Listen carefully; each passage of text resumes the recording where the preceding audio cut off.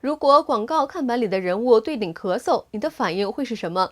瑞典首都的街头就出现了一个互动式的广告看板，只要吸烟者一经过，荧幕中的人物就会朝着吸烟者咳嗽。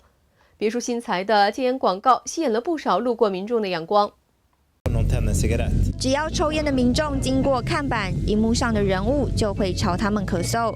这个有趣又发人深省的互动式广告看板出现在瑞典斯德哥尔摩的地铁站外，原来是瑞典药厂的新广告。Apotek Hjärtat här. Vi finns för att du ska kunna leva ett längre, friskare liv. Det är därför jag är här. För att lagom till det nya året hjälpa dig skaffa nya, hälsosammare vanor. 根据世界卫生组织统计，吸烟是引起全球死亡的危险因子最主要的风险因素。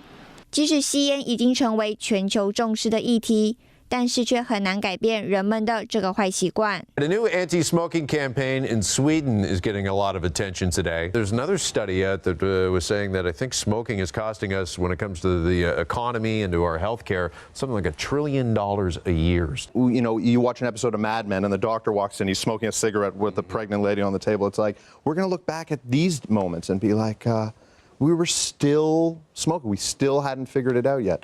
有些吸烟者经过装有烟雾侦测器的看板，露出惊讶的表情，但有些吸烟者却不为所动，甚至一笑置之。但这个互动式戒烟广告就是要用新科技再度提醒民众，吸烟可能害人害己。新唐人亚太电视台湾台北整理报道。